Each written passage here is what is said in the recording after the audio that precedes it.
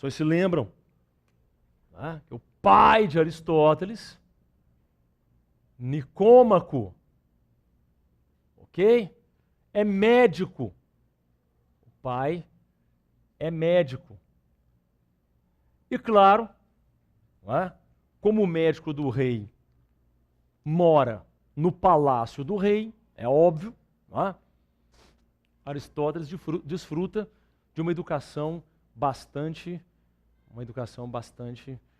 privilegiada para os padrões da época. E é esse Aristóteles que vem estudar com Platão, trazendo então aqui o que alguns historiadores da filosofia chamam de biologismo. Ou seja, para Aristóteles, se ele tivesse escrito na entrada do Liceu, qual frase ele teria escrito? Não entre aqui quem não souber biologia. Tá?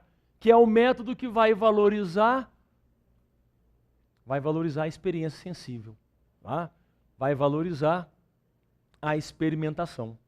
Ao contrário, Platão, que valorizava o método intuitivo dialético. Ok?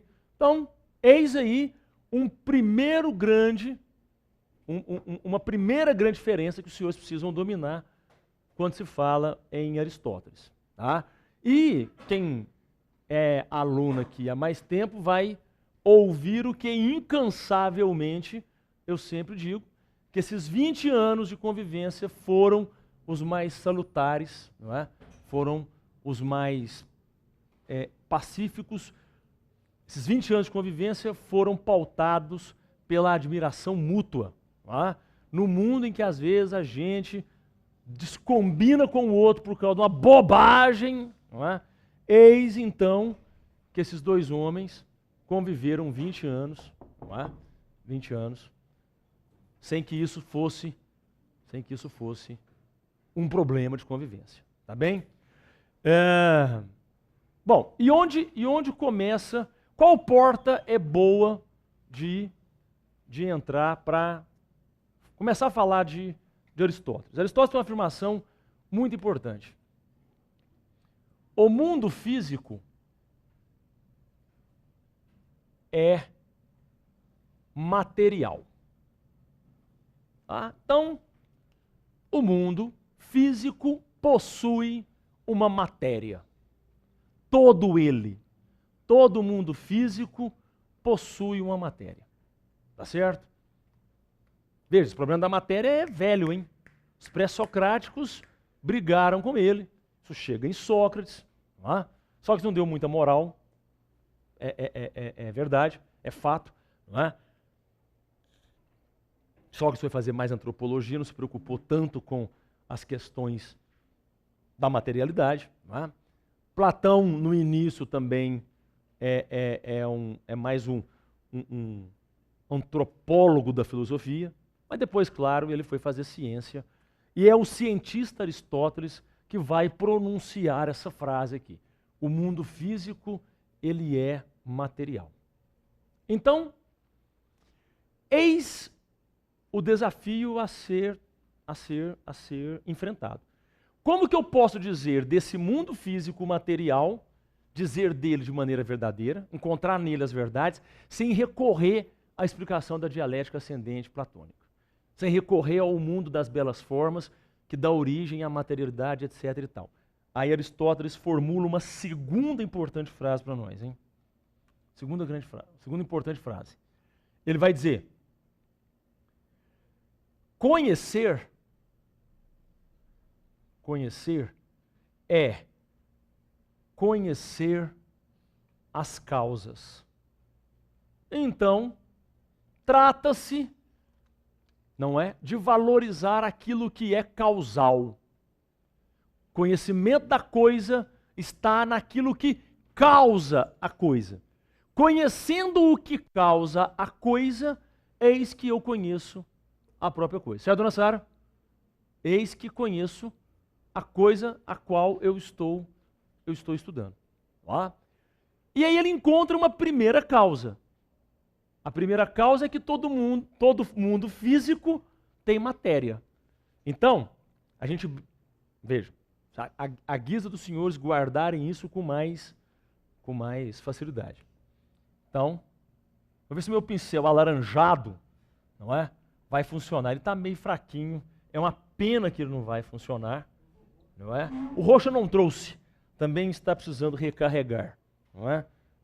E as câmeras também não vão pegar o meu lindo pincel alaranjado. Não é? Vamos fazer em verde.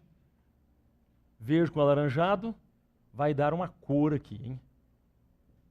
Depois eu posso escrever em 3D. Se vocês lembram, lá nas outras lousas eu escrevia em 3D, certo? Então a primeira causa que determina as coisas é que elas têm uma matéria que faz com que elas existam enquanto coisas, certo? Então Aristóteles começa a fundamentar o que nós chamamos aí de teoria das 4 causas. Deve ter aí no material didático um resuminho breve, não é? Da teoria das 4 causas. Porque se eu consigo determiná-las, eu consigo então dizer o que a coisa é. Tudo bem? Sem que para isso eu tenha que valorizar o mundo suprassensível. Esse objeto tem uma matéria. Além dessa matéria, esse objeto ele tem uma forma. Ele tem uma causa formal. E aqui, meninos, a gente precisa entender o seguinte, que essa causa formal é o princípio de leitura da matéria. Porque se não houver uma forma na matéria, eu não consigo ler a matéria. A matéria não é para mim intelectível. Ela só é compreensível na medida em que eu puder ler a própria matéria. Então, causa formal é qual o formato da matéria, porque é esse formato que me permite discernir da causa material. Tudo bem? Além disso, qual é a outra causa? Temos uma finalidade, não é? Ou, se você quiser, uma causa final, não é? Que vai qualificar essa forma. Para que serve essa forma? Se a forma é o que lê a matéria, a finalidade é o que qualifica a forma. Essa forma tem por finalidade cumprir esse papel. Em Aristóteles, vocês sempre vão ouvir falar isso. Para ele, tudo tem uma finalidade. Nada é gratuito. Tudo bem? Nada é de graça. Tudo tem uma finalidade. E a finalidade determina a qualificação da forma. Então, se a forma lê a matéria, a finalidade qualifica a forma. E, por fim, a causa eficiente. A causa eficiente. Que é a causa que faz com que o objeto que eu estou estudando exista.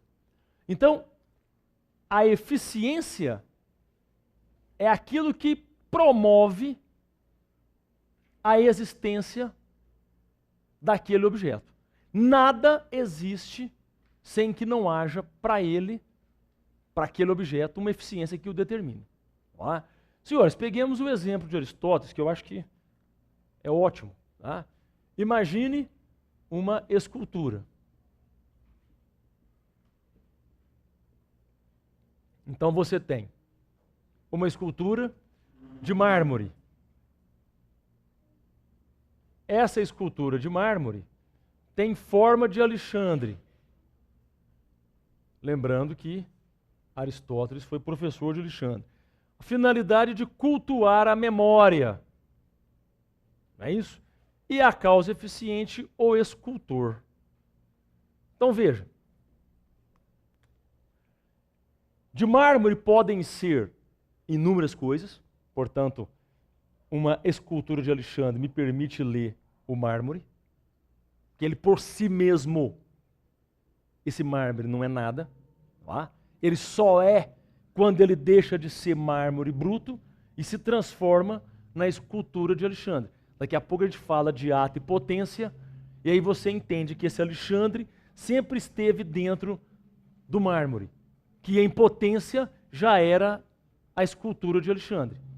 Mas que, quando se tornou escultura de Alexandre, deixou de ser potência no mármore para ser ato na forma de Alexandre. Já já a gente acrescenta essa ideia ali. Ora, qual a finalidade de se fazer uma escultura de Alexandre? Cultuar a sua memória, embelezar um jardim, aí você dá a finalidade que você achar melhor. E o escultor é aquilo que foi necessário para que do mármore chegássemos à sua escultura. Agora, senhores, o que é muito importante aqui, claro que é importante gravar isso, quem vai agora em Uberlândia no meio do ano, tá? Quem vai agora lá, isso aqui costuma ser cobrado, e assim, cobrado do jeitinho que eu estou falando aqui. Cite e explique as 4 causas do pensamento aristotélico. Desse jeitinho que eu estou falando. Tá? Costuma vir dessa forma aqui. Agora, o importante aqui é perceber que esse método, não é bem um método, mas que perceber esse postulado aristotélico, começa a haver um desprendimento do pensamento platônico para que Aristóteles possa formar seu conjunto, seu arcabouço intelectual. Aqui ele começa a dizer que não é necessário usar o mundo suprassensível platônico. Observe o próprio ser, investigue o próprio ser. Ele te dará as respostas que você eventualmente não tem. Mas para isso você precisa decifrá-lo. Tá certo? Para isso você precisa observá-lo. Olha o biólogo aí, ó. Olha o biólogo aí. Tudo bem?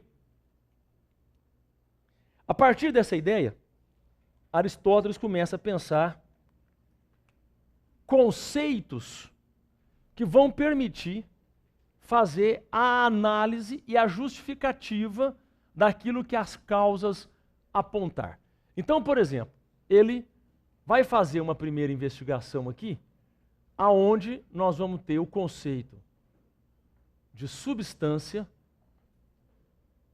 e acidente. Conceito único, tá? Conceito único. São coisas distintas, mas você só fala da substância e indiretamente você fala do acidente e assim por diante. Vamos fazer a clássica definição de Aristóteles. Substância é aquilo que torna a coisa ela mesma. Substância é o que faz a coisa existir. É substancial. Sem isso, a coisa não existe. Se você tirar a substância, a coisa se perde. Ok? Então, é só vocês observarem quantas vezes vocês já disseram isso numa prova de redação, você usou o termo substancial, né? E ele tem esse sentido. O que é substancial, na química, claro, vai ter uma ligeira diferença, mas o que é substancial é aquilo que não pode faltar. É aquilo que é essencial, sem o qual não há o quê? Aquilo que você esteja fazendo. Tá? Para alguém que queira entrar numa boa universidade federal, é substancial, essencial o esforço, a dedicação, não é isso? Sucesso só vem antes do trabalho no dicionário, hein, meu filho? No dicionário, tá certo? Na vida real, é substancial que você se dedique, Você transpira, tá certo? Transpiração, dona Vitória. Transpiração. Tá? Eu vou contar aqui para deixar gravado, não é? Que eu encontrei sua família lá em Campos do Jordão. Nós vamos deixar isso registrado para a posteridade, não é? Todo mundo fica sabendo.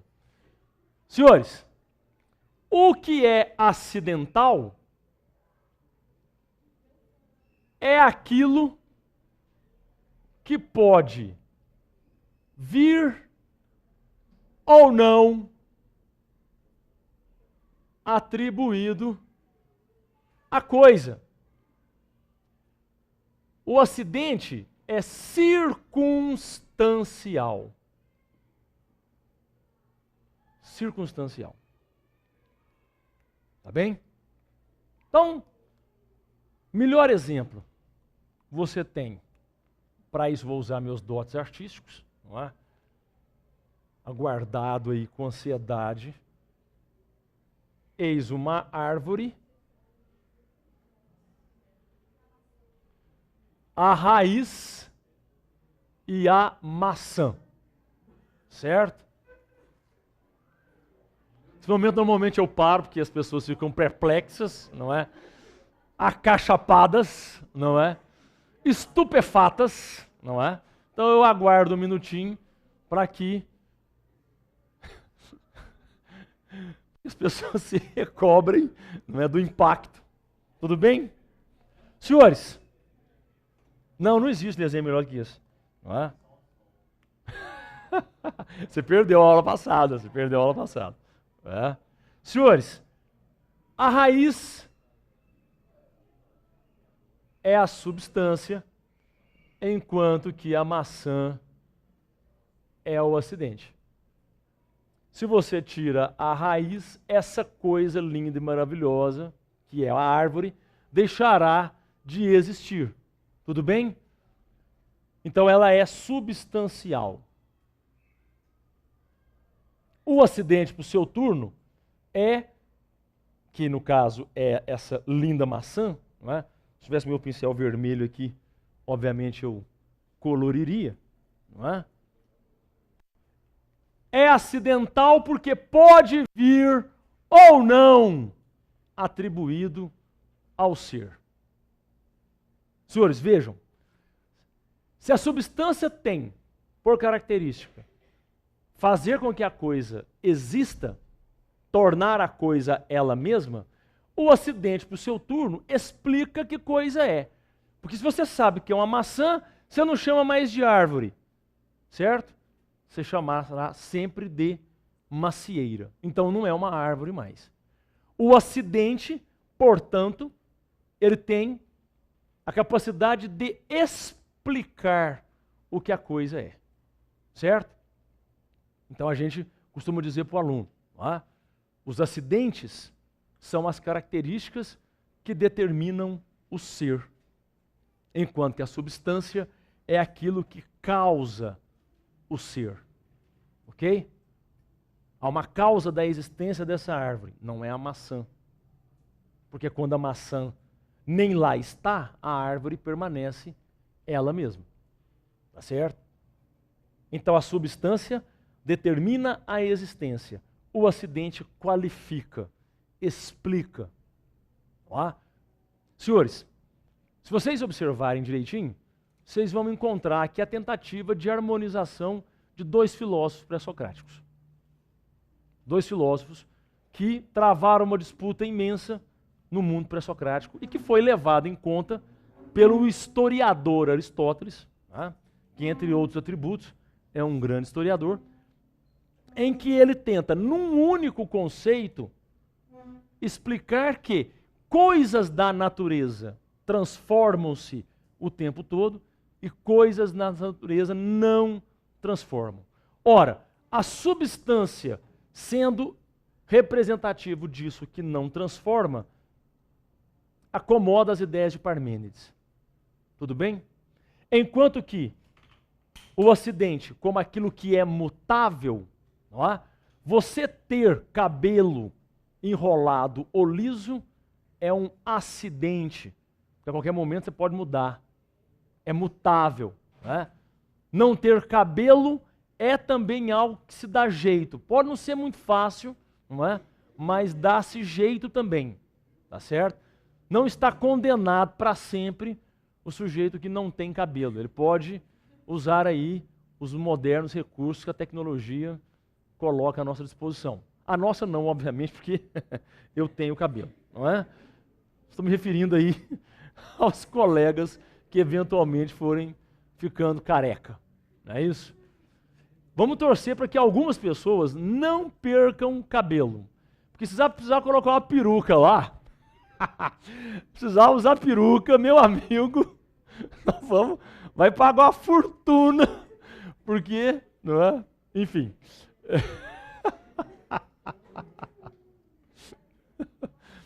Digo que o Danival for dar aula das teorias lombrosianas, o senhor precisa estar presente, viu? Porque a teoria lombrosiana, os caras mediam o crânio do sujeito e conforme o tamanho da cabeça determinava se o cara tinha propensão ou não para ser mau elemento, hein?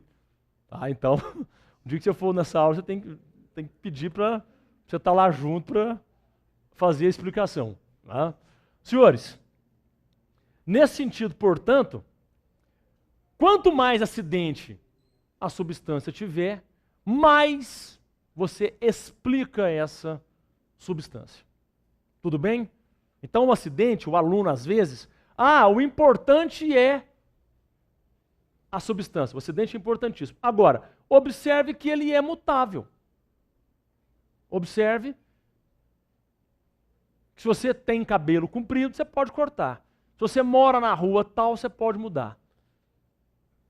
Não é? Ou seja, o acidente acomoda, aqui Aristóteles acomoda as ideias de Heráclito. É o primeiro filósofo, num único conceito, a fazer isso. Tá certo? Professor, Platão não fez? Platão, quando pensa o mundo das ideias e o mundo sensível, não acomoda os dois? Sim, sem dúvida. Mas, primeira coisa, em Platão há uma predileção, para o mundo das ideias, portanto, o mundo de Parmênides. E segundo, lá você tem dois conceitos para tentar fazer isso. Aristóteles, numa única explicação, ele acomoda as filosofias de Heráclito e Parmênides. A UFO adora cobrar isso, viu? Então, quem vai lá no meio do ano, fica atento que a UFO adora cobrar. Senhores, 2. Ato e potência. Eu já adiantei ali, mas vamos escrever. Ato. Aquilo que não é, mas pode vir a ser. E a potência, não, inverti aqui, senhores. A potência que é assim.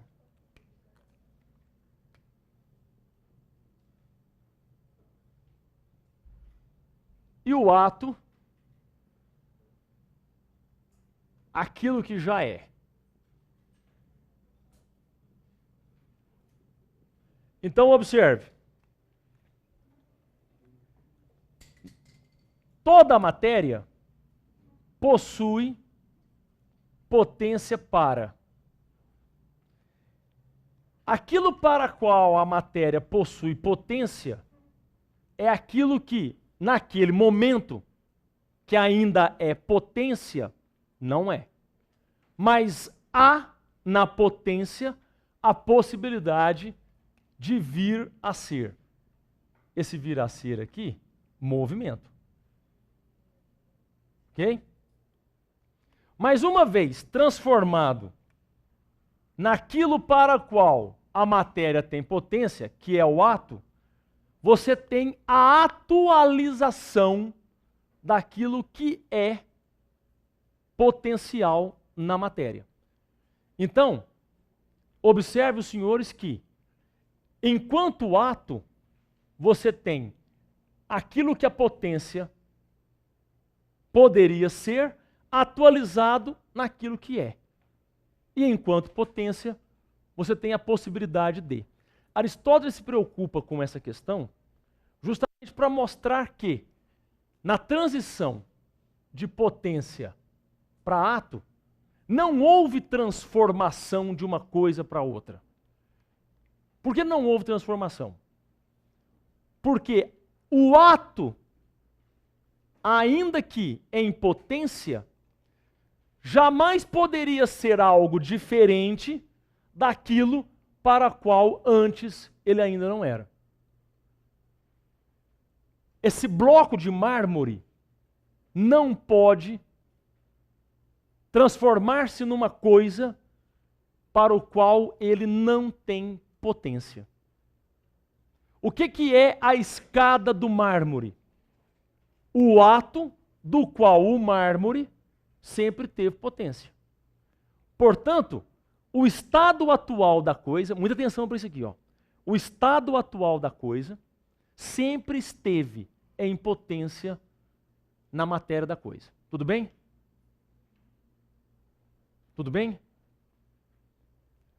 Imaginemos que essa mesa fosse de madeira pura. Madeira pura. Tá? Essa mesa em madeira, em ato, você concorda que ela sempre existiu em potência na matéria madeira que lhe deu origem? Tudo bem? É a concretização da potência ou a atualização da potência. Mas veja, não há ato desconexo de potência.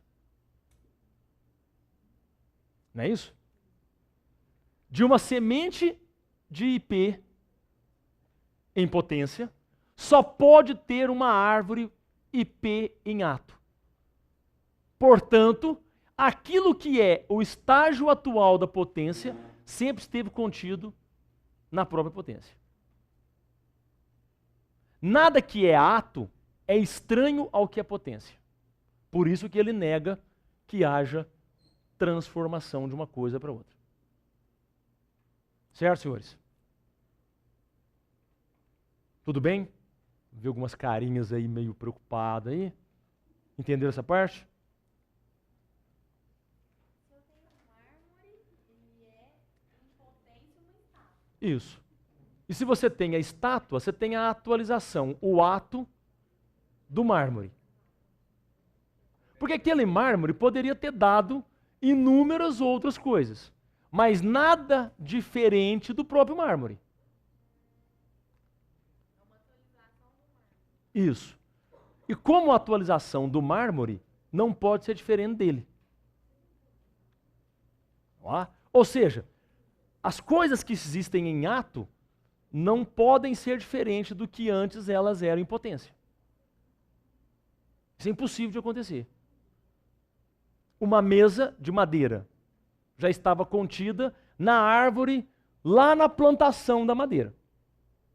Então, você pega lá o lápis de eucalipto. Onde é que esse lápis sempre existiu? No eucalipto, lá na floresta de eucalipto. Ah, mas ele poderia ter dado palito de dente, poderia ter dado caixa de uva, poderia ter, enfim, tudo bem. Mas palito de dente, caixa de uva, também já estavam contidos na matéria ou na potência. Diga, Isabela. Eu não estou entendendo assim, como a diferença da potência do átomo e da substância acidente. Tipo, o átomo, ali, uma maçã, Isso. Então, tipo, como é que eu não estou entendendo essa diferença? Como eu vou diferenciar o acidente do átomo? Não estou entendendo. Não, de boa, relaxa, tranquilo. Veja bem, né, ela está dizendo o seguinte, olha, eu não compreendi ainda direito a diferença de uma coisa para outra, certo? Não é exatamente uma pergunta, está externando que ela não ainda captou a ideia da coisa. Veja bem, essa maçã, se você tomá-la isoladamente, essa maçã, ela tem uma semente nela, tudo bem? A semente pode dar o quê? Outra maçã, uma macieira e, consequentemente, uma outra maçã. Beleza. Se eu olhar para essa maçã aqui, isoladamente concreta, eu digo que ela é o ato da potência que essa macieira anteriormente tinha. Tinha por quê? Porque ela deu em ato uma maçã. Não é isso? Então, a árvore macieira tem potência para realizar a concretização da maçã. Se acontece de haver a maçã, eu não tenho potência mais. Eu tenho o ato. Porque o ato é aquilo que já é.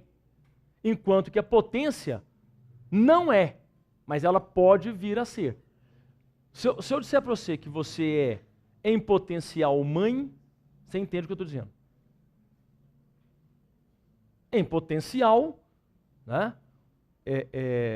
Os rapazes aqui são pais e as meninas em potencial são mães. Eu já não sou mais pai em potencial. Eu já sou pai em ato. Tá? Aristóteles está preocupado com isso para discutir movimento e discutir transformação das coisas.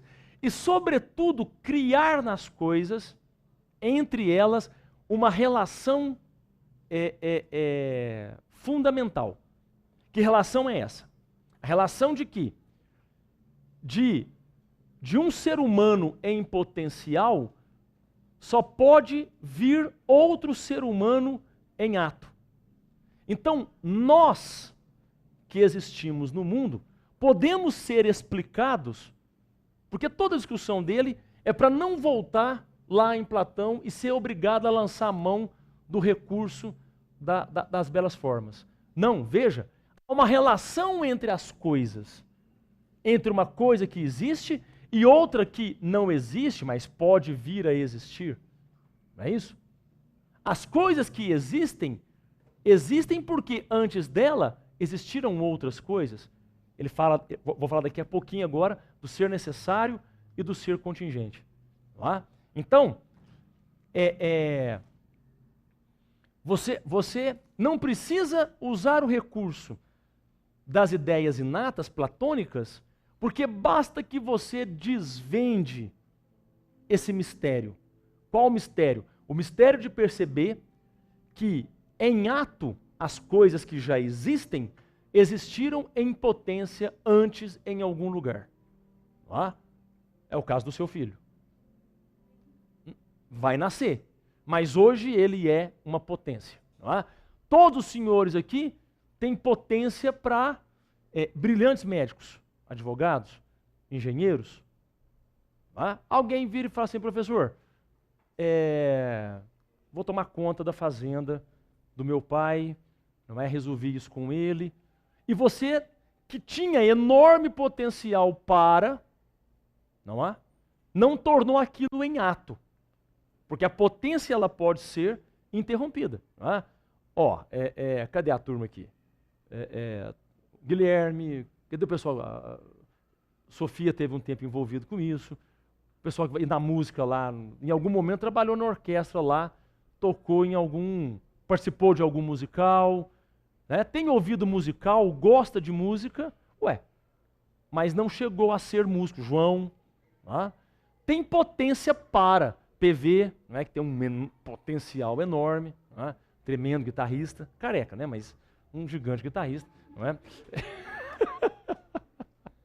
PV é só para zoar, só para descontrair um pouco. Então, a potência pode não tornar-se ato, mas se é ato, não foi um alienígena que fez existir, não brotou no meio, não é por geração espontânea que surgiu, surgiu porque um ser antes, em potência, existe. Tá? Aí a gente começa a falar isso, aí o aluno começa a fazer aquela tradicional brincadeira, mas e o primeiro do primeiro? Tá bom.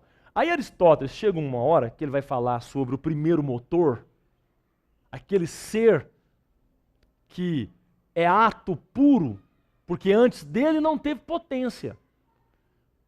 Há um ser, né, que depois Tomás de Aquino vai dizer que é Deus.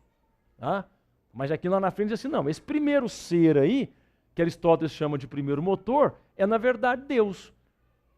Que primeiro ser é esse? Aquele que existiu e que foi potência para os demais. Tá? Até que aparece Darwin. Tá? Até que Darwin vai vir e vai dizer, não é, que o aparecimento dos seres tem a ver com uma constante evolução, mutação que acontece na natureza, nhenhenhen, papapá, e aí a coisa prossegue. Né? Agora, fundamental aqui, Isabela, e aí foi bom você ter perguntado, porque acho que mais gente também estava em dúvida, as coisas não ocorrem por acaso. Tá? Porque se elas ocorrerem por acaso, você abre brecha para voltar lá para o mundo das belas formas. Ah, tá vendo que as coisas são? Elas são cópias mal elaboradas de uma ideia matriz. Pronto, aí você voltou para Platão. Ah? Não, as coisas existem porque elas transitaram de potência para ato. Senhores, tudo bem? Vamos falar do ser necessário, o ser contingente, porque aí já matamos a charada.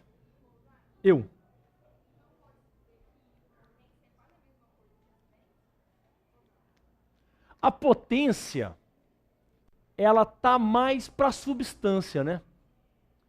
Porque você tem potencial para ser mãe, tá? Mas não necessariamente você pode vir a ser mãe. Você pode fazer uma opção por não ter filho. Tá?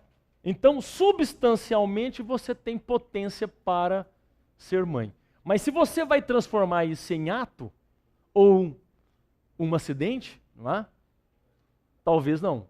Então, a gente vai fazer uma relação aqui, talvez a potência estaria mais para a substância, enquanto o ato para acidente. Respondendo assim, também meio de supetão, mas eu acho que é mais ou menos a ideia. Beleza? Bom, pensemos aqui o ser necessário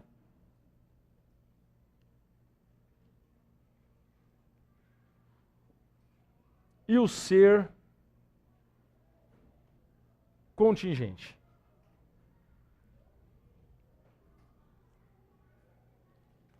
Ser necessário é aquele ser necessário para que outro exista. E o ser contingente é aquele fruto do ser necessário. O ser contingente é dependente do ser necessário. Retomemos, meninos. Então, todo ser existente existe por força de um ser necessário.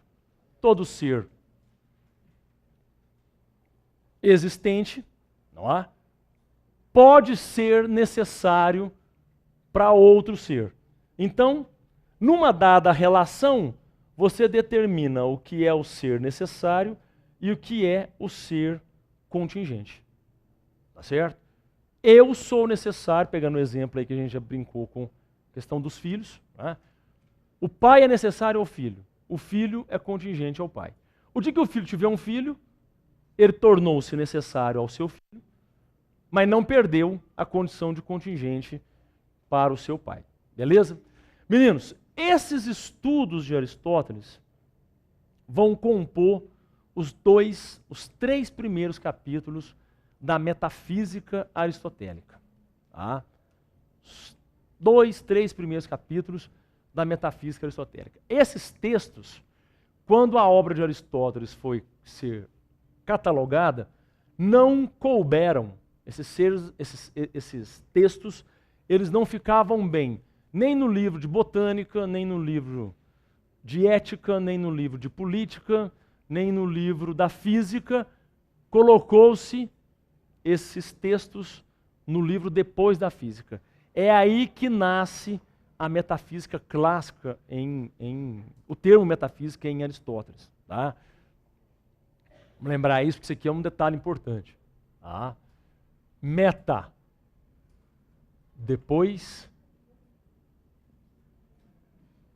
physis, natureza. Tá? Então, todos os estudos que Aristóteles fez da natureza, quer na física, quer na astronomia, quer na biologia, foram colocados depois do último livro da física, Depois, meta, nasce então o livro da metafísica, tá certo? Na verdade, os livros de metafísica são os livros de filosofia. Tudo bem? Cai pra chuchu isso aí, viu? Cai a beça. Meninos, vamos falar um pouquinho da política e da ética em Aristóteles. Certo? Nós temos que falar da política e da ética em Aristóteles e nós temos que falar, nós temos que fazer temos que fazer aí uma incursão na lógica, hein? Na lógica aristotélica, tá bem? Hoje ainda. Então, andemos. O livro da política, senhores, é um livro que Aristóteles escreve depois que ele sai da academia de Platão. Tá? Então, Aristóteles fica lá por 20 anos, né? Platão morre. Essa história eu também já comentei com vocês várias vezes. Ele não pode assumir o controle da academia, ele é estrangeiro. Tá? O controle vai parar na mão de um sobrinho. E Aristóteles é grande demais para ficar na academia. Não é? Ele vai ser uma sombra muito forte para qualquer outro filósofo que assumisse o controle da academia, portanto ele sai. A essa época ele já recebeu uma herança poupuda deixada pelos pais, não precisa trabalhar, e ele então vai cumprir um périplo de cidade em cidade grega, não é? E assim que ele chegava nessas cidades, ele pedia para copiar a constituição dessas cidades. Primeira coisa que ele se interessava. Tá? E ele colocava um assistente para fazer isso. E dessa coletânea de constituições nasce o livro da política em Aristóteles. O livro chama A Política. Tá? É um correlato da República de Platão. Na política você tem os mesmos temas. O que fazer para governar bem. O que fazer para que o governo da cidade seja o melhor governo possível. Tá? Senhores, só sobrou-nos a Constituição de Atenas. Tá? O restante das constituições perderam. Era um documento preciosíssimo para estudar o mundo antigo, mas infelizmente, sobrou-nos apenas a Constituição de Atenas. Senhores, e é nesse livro, não é, da política, que está a famosa frase de Aristóteles. Quando a gente começa a pensar as questões políticas em Aristóteles, você encontra lá a ideia do zoon politikon. Tá? Zoon politikon. Ou o animal. Está muito alto aí, companheiro? Está muito alto? Ah, eu tenho esses. Depois você faz uma edição aí. Você só não edita para mim, por favor, né, o meu comentário. Tô brincando, pode editar depois, senão os meninos vão ficar fazendo troça, não é? De vocês, não é? Já vai dizer que eu estou colaborando com esse tipo de coisa que eu abomino. É fazer piada com o aluno, não é? Longe de mim, tal coisa, não é? E no final não se esqueçam de me lembrar de contar a história de Dona Vitória e o reencontro com a sua família em Campos do Jordão, que foi algo que me emociona muito quando eu lembro, não é? Nós vamos escrever essa carta e mandar para o Gugu. O Gugu vai dramatizar isso, não é? Nós vamos reviver esses momentos. Senhores, o que é o homem segundo o pensamento aristotélico, quando ele tem que pensar as questões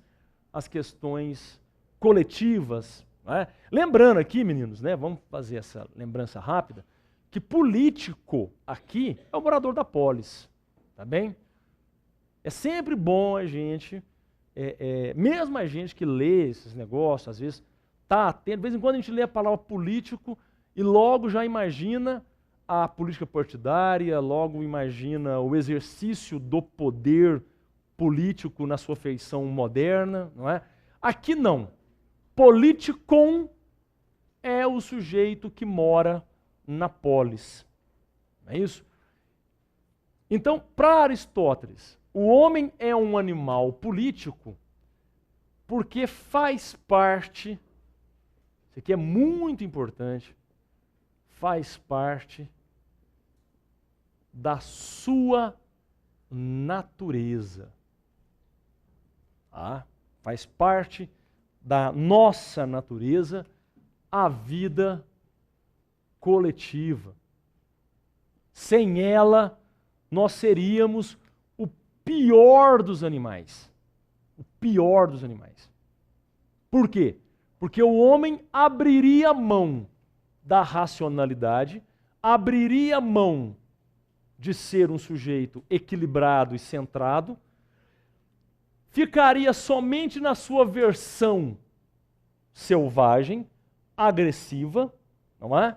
Mas teria consciência daquilo que está fazendo. Então veja, sem o politikon, só zoon, só animal, o homem seria consciente dos atos atrozes que pratica. Percebe? É o nosso politikon que tira de nós o lado selvagem. O professor Rubem Alves deu aula na Unicamp há muito tempo, está muito velhinho, teve um grupo que foi vê-lo o ano passado, o ano atrasado, lá no SESI Minas, não sei se alguém aqui foi lá assistir, ele está bem velhinho, né? O Rubem Alves tem uma frase muito legal para falar desse momento aqui. Ele diz assim, olha, segundo Aristóteles, é a vida coletiva que nos amansa. Olha o termo que ele usa. Tá? Nós nos tornamos mais brandos, nos tornamos mais humanizados com a vida coletiva. Aquela história do sábio no alto da montanha, sozinho, isolado do mundo. Tá? Eu tenho que me isolar para não me deixar contaminar pela podridão humana, uma coisa que Heráclito acabou fazendo. Tá? Essa ideia ela é a antítese do pensamento político de Aristóteles. Não, você se torna sábio na medida que você é capaz de conviver aqui, na polis, na vida pública. E aqui, obviamente, saber como se vive. Então, por isso que não se pode, em hipótese alguma, separar o conceito de politikon do conceito de ethos, que é o que vai dar ética. É aqui, na vida coletiva, que eu exerço o meu melhor ethos, a minha melhor versão. Senhores, não costuma trazer no vestibular, não, mas só para vocês entenderem. Os gregos que moravam na cidade perseguiam o Kalós e o Agathós. Kalós é o belo, Agathós é o bom. Caligrafia. Caligrafia. A bela escrita. Não é? Calípolis, a cidade que Platão dizia lá na República. Calípolis, a cidade bela. Não é? Veja, o nosso melhor ethos é o ethos da calogatia.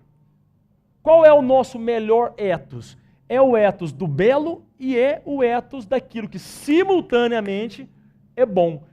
Essa calogatia só é possível de ser alcançada, segundo Aristóteles, com a vida coletiva.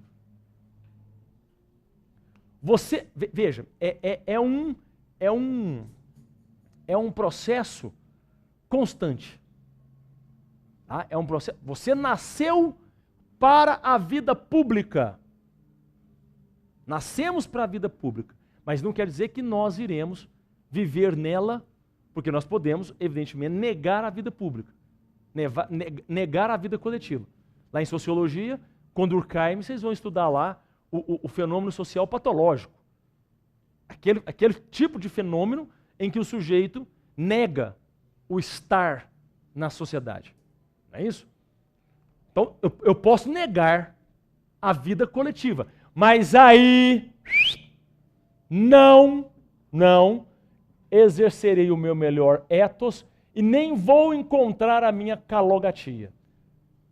Aquilo que é o belo simultaneamente aquilo que é bom. Entendeu essa ideia? Então, podemos até imaginar alguém morando lá no alto da montanha sozinho, barbudo, mas ele não pode ser mestre de nada, segundo Aristóteles. Porque lá ele não passou por nada do que passam as pessoas na vida pública. É aqui. Escuta, sem equilíbrio, já vamos falar disso daqui a pouco, sem ponderação, se anda no trânsito de Uberaba hoje? Bom, então o trânsito de Uberaba, segundo Aristóteles, vai te fazer melhor. Vai te fazer melhor. Vai fazer de você uma pessoa mais equilibrada, pacienciosa, comedida. Você se submetendo aos problemas da polis, sai de você, sai daí de dentro o zoon politikon. Olha que sentido bonito que você tem aí na ideia de política. Aquilo que torna-nos a nossa melhor versão, o nosso melhor ser no mundo, usando aí um termo meio existencialista. Tudo bem? Bom, pensadas essas questões, Aristóteles traz o problema da ética, o ethos, como viver, não é? E aí Aristóteles vai dizer o seguinte, volta à questão da finalidade lá. Na vida coletiva, todos nós temos um fim maior, um fim supremo, um troço chamado eudaimonia. Traduzindo, felicidade. Todos nós perseguimos esse negócio aqui.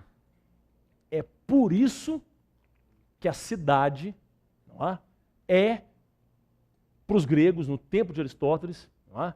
E aí, já devia ter colocado aqui, né? Aristóteles é todos do século IV a.C. Tá? É por isso que a polis é para eles motivo de tanto orgulho.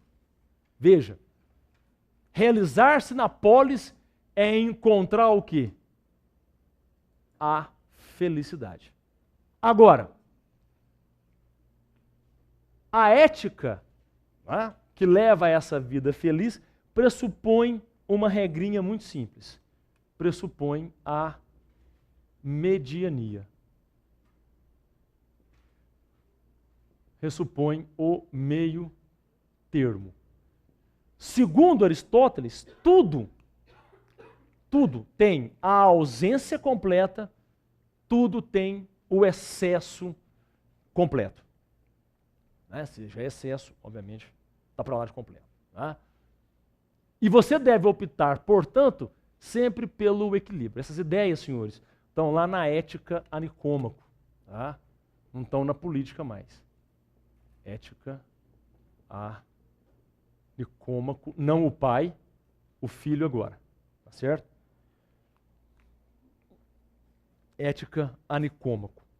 Então, tudo aquilo que nós vivemos em termos de valores humanos, tá? Em termos de sentimentos, em termos de estados psicológicos, Aristóteles escreve um livrinho sobre psicologia chamado De Anima, ou o Tratado da Alma. Tá? Todas essas afeições, todos esses afetos, eles podem pecar por dois caminhos. Peca pela ausência completa e peca pelo total excesso. E aí o exemplo que ele dá, que eu acho que é muito bacana, né, é o exemplo da coragem. É o exemplo da coragem. A ausência de coragem, você tem a covardia. O excesso de coragem, você tem a imprudência. Qual dos dois é o pior? Covardia ou a prudência? Ou a imprudência? Os dois devem ser evitados. Tá certo? Por quê? Porque aqui você tem a ausência completa. E aqui você tem o total excesso. Muito, muito, muito, muito corajoso, professor, não é bom? Não. Pode ser que não. Revela aí uma faceta no sujeito imprudente. Alguém que não tem coragem nunca vai ser o covarde. Então veja, a ética e a política em Aristóteles visando a participação pública, dizendo que é na participação pública que o homem se realiza, não é isso? E para isso é necessário que haja um ethos a ser perseguido, o ethos do meio termo, sempre do equilíbrio. Haja assim que você estará tendo a mais importante das aretés. Areté grego, virtude. Quem é o homem portador de virtude, segundo Aristóteles? Portador de virtude é aquele que age sempre pelo meio termo. Tá certo? Meninos, é muito importante, porque acabou de cair numa questão aí, não sei se foi em Londrina, eu vi em algum lugar, vou lembrar, alguém que começou a falar olha a questão, que bacana. A questão é sobre a política aristotélica, sobre a questão do animal político, e o cidadão começa falando sobre Thomas Hobbes. Começa falando sobre a filosofia hobbesiana. E o cara diz lá, segundo Hobbes, os homens só vivem em coletividade porque fizeram entre si um pacto, fizeram entre si um acordo, um contrato. Porque, segundo Hobbes, o homem só vive em coletividade por interesse e não por natureza. Aí o cara começava a falar da filosofia aristotélica. Por outro lado, para Aristóteles, o homem faz parte da sua natureza a vida coletiva. Veja a importância da gente entender esse processo aqui. Hein? Veja a importância de entender isso aqui. Nós estamos aqui agora, segundo Aristóteles, porque em nós há o desejo maior de nos realizar em coletividade. É por isso que nós viemos para cá. E é por isso que a gente sai daqui e vai para outro lugar coletivo. Ah, claro que o coletivo hoje é muito diferente do coletivo ao tempo de Aristóteles, mas adaptem o exemplo só para vocês entenderem o que eu estou querendo falar. Certinho? E a questão começa por um antagonista do pensamento aristotélico, que foi Hobbes, que dizia que não, o homem não tem, não senhor, na sua natureza, apego nenhum à vida coletiva. Tá certo? Bom, e aí a gente mata falando um pouquinho da lógica aristotélica. Senhores, e para a gente falar, aliás, permita-me, na verdade, o que eu quero lembrá-los é sobre o silogismo aristotélico. Tá? Lembrá-los. Não é sobre a lógica aristotélica propriamente dita, não. Tá? Vamos filtrar um pouco para a gente ir no âmago, não é? Da questão. Isso. Lembra que no início eu dizia assim, olha, Aristóteles, para não depender das ideias platônicas referentes ao mundo suprassensível, e para fazer valer, claro, a teoria da observação, Aristóteles vai ter que propor um novo método. Aí eu deixei isso um pouquinho de lado, falei tudo o que eu falei, e voltemos a essa questão do método em Aristóteles, então. Bom, quando Aristóteles propõe que a biologia, que a observação deve ser o caminho da busca pela verdade, alguém diz para ele, tá bom, então você vai resgatar o valor dos sentidos, mas sabemos que os sentidos sempre nos enganam. Pode nos enganar não aqui, não ali, mas vez ou outra engana. Não é? E se você não quer ser enganado, como usar bem os sentidos, como usar bem o método da observação. Aí Aristóteles, então, se vê na condição de criar um método, se vê na condição daquele que precisa fundamentar um caminho, e é isso que método significa, tá? Método, palavrinha grega que significa caminho. Preciso então ter um caminho seguro pelo qual eu vou me guiar, de modo a não me deixar confundir por aquilo que parece, mas muitas vezes não é. Senhores, esse método é a lógica. Tá? Esse método é a lógica, que não chamava lógica. Tá? Quando Aristóteles escreveu, chamava analítica. Tanto que o livro que ele escreve, na verdade são dois, os primeiros e os segundos analíticos. Tá? Quem teve o ano passado naquele debate do O Grande Desafio, foi o ano passado que nós fizemos? Passou o filme, não sei se todo mundo, se alguém aqui teve lá. Passamos um filme, e depois vários professores falaram um pouquinho sobre o filme, e eu apresentei um pouco a história da lógica aristotélica. Né? A lógica tem sua história aqui, no momento que Aristóteles precisa de corrimões seguros onde ele possa caminhar firmemente, sem deixar que o mundo sensível, né, pudesse enganá-lo. Certo? Então ele escreve 2 livros, que depois é organizado num livro chamado Organon, tá? E que depois, então, ganha o tradicional título de Lógica Aristotélica. Tá certo? Lógica Aristotélica se referindo ao conjunto dos estudos que Aristóteles fez sobre um método de investigação. E entre esses vários estudos está o estudo do silogismo. Silogismo, a definição dele é um encadeamento de ideias. Você faz um silogismo sempre que você encadeia uma ideia A a uma ideia B, com vistas a ter no final uma conclusão C. Tudo bem? Isso que é um silogismo. Aqui na frente, alguém na hora, silogismo? Silogismo é isso, certo? É você encadear ideias.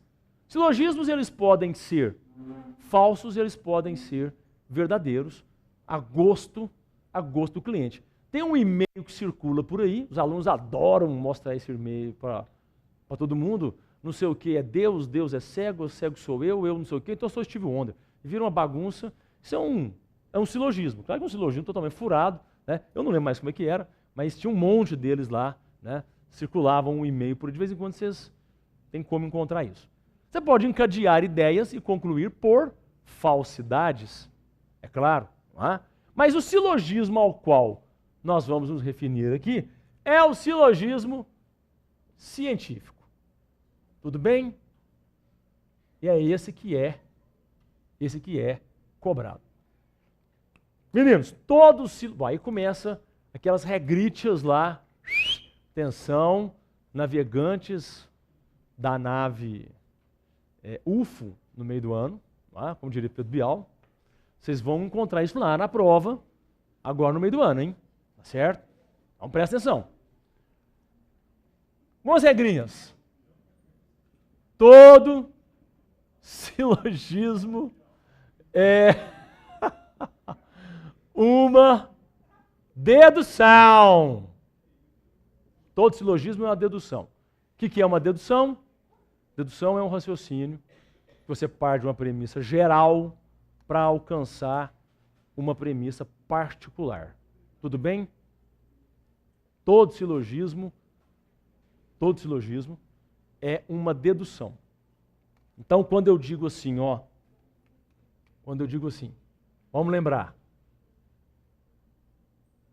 todo J é P, L é J, logo L é P, então eis que eu tenho uma dedução. Eu parti de uma premissa geral, todo J, e alcancei uma premissa, no caso aqui é a conclusão, particular. Isso é deduzir. O contrário disso é induzir. É você partir de observações específicas para alcançar uma conclusão geral.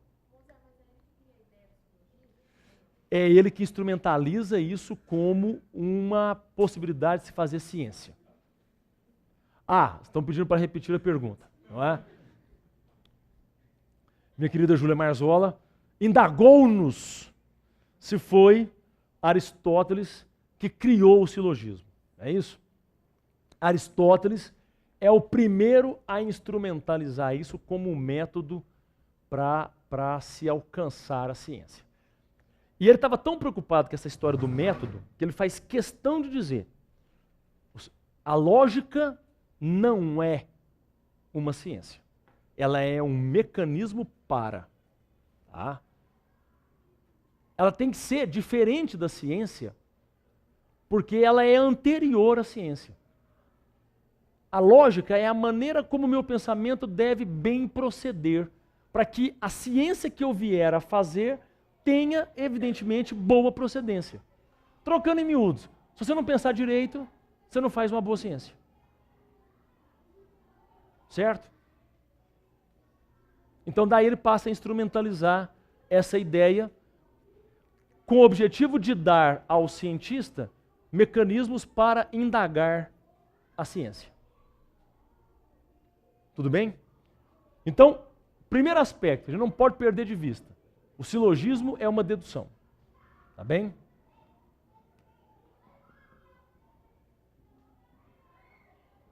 Todo silogismo é formado por duas premissas e uma conclusão. Certo? A primeira premissa é chamada de maior, pois contém o termo de maior extensão. A segunda premissa é chamada de menor, pois contém o termo de menor extensão.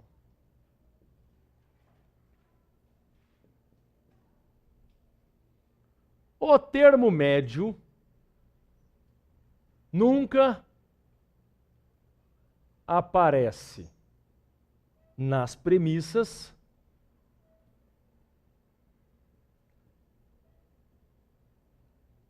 nunca aparece na conclusão, perdão.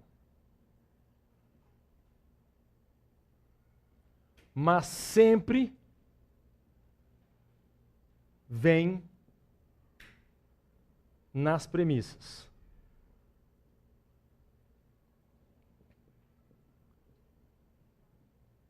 A função do termo médio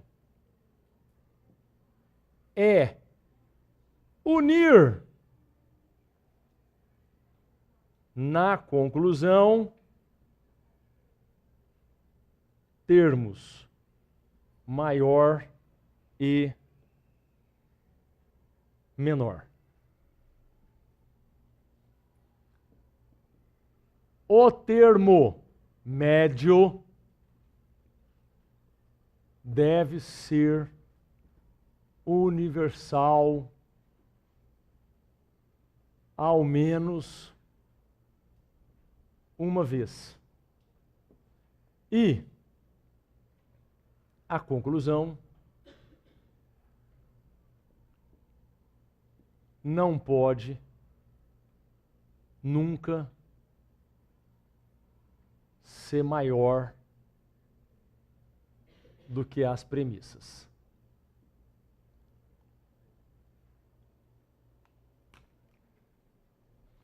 Ô, senhores, aquele velho conselho, hein? Não que você tenha que decorar isso aí, mas não pode esquecer, hein? Certo?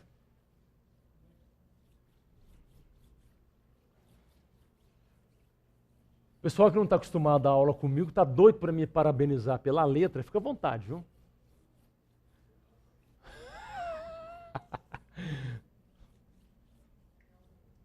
Tá doido para falar, nossa, que letra, hein, pessoal? Que letra, hein?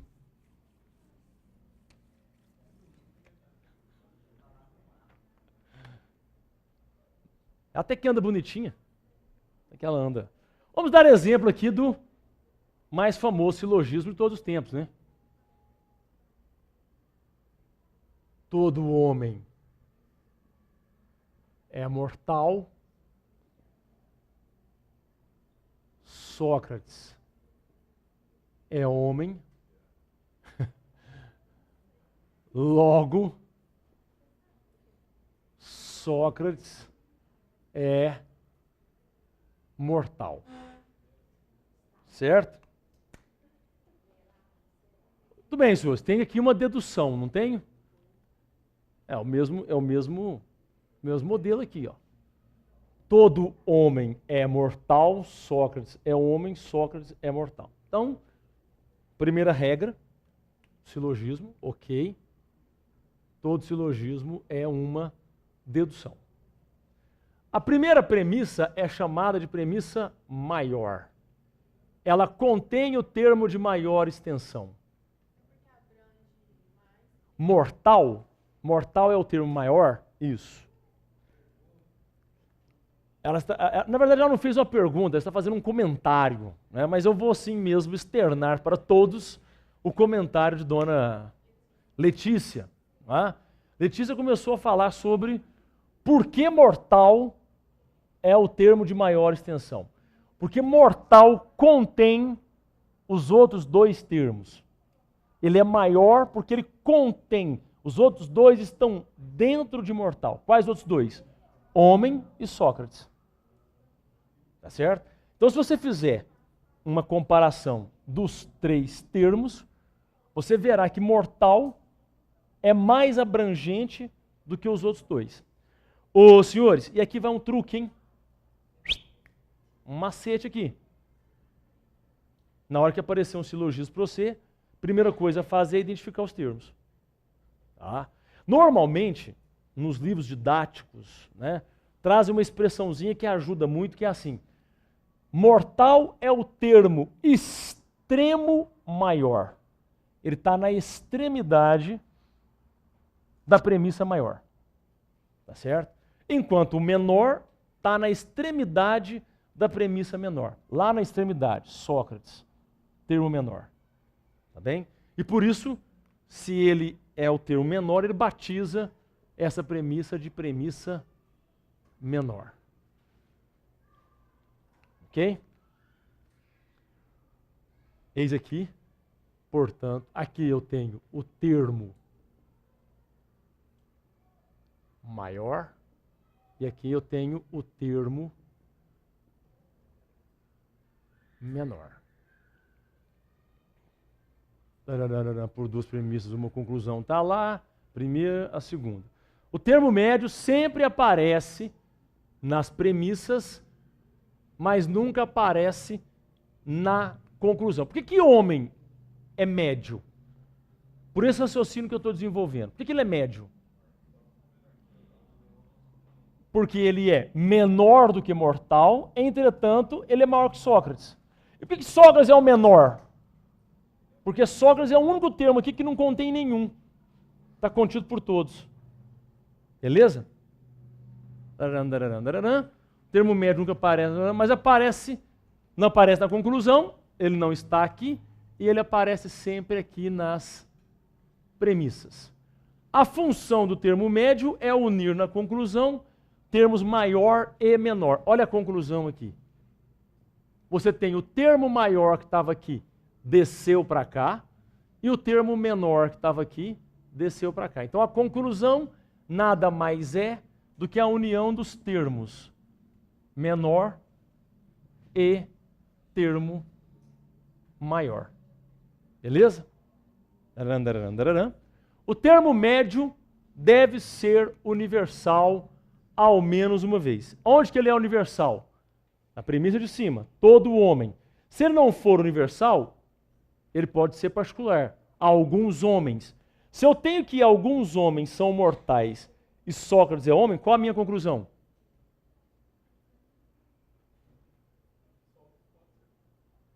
Eu não chego a conclusão nenhuma. Não é isso? Não há nenhuma conclusão. Ou ele pode ser, ou ele pode não ser mortal. Mas aí é o mesmo que não ter conclusão. Não é isso? Então, para que haja uma conclusão intelectível, é necessário que o termo médio seja universal aqui na primeira premissa. Tá certo? E a última regrinha, a conclusão não pode nunca, mas ficou feio, hein? A conclusão não pode ser nunca maior, tá bom, do que as premissas. Veja, se eu digo que todo homem é mortal e Sócrates é homem, eu só posso concluir por uma única coisa, que Sócrates é mortal. Eu sei que ele é ateniense, eu sei que ele é pai de família, eu sei que ele é filho de um escultor, filho de uma parteira, mas dada a informação que todo homem é mortal, Sócrates é homem, a única coisa conclusível é que Sócrates é mortal. Certo, crianças? Meninos, pente fino bacaninha aí em Aristóteles, hein? Tá, agora dá uma lida no conteúdo, dá uma lida na matéria. Tem alguma dúvida? Tem alguma dúvida? Alguém quer fazer alguma pergunta? Pode vir aqui na frente, inclusive, para ser filmado. Né? Aí não aparece um, né? Tem alguma questão que vocês querem abordar? Ok? Então tá bom. Boa prova para vocês segunda-feira. Tá? Vai dar tudo certinho. Vai cair esse primeiro volume aí. Não, vou pôr o foco em Sócrates, Platão e Aristóteles. Tá?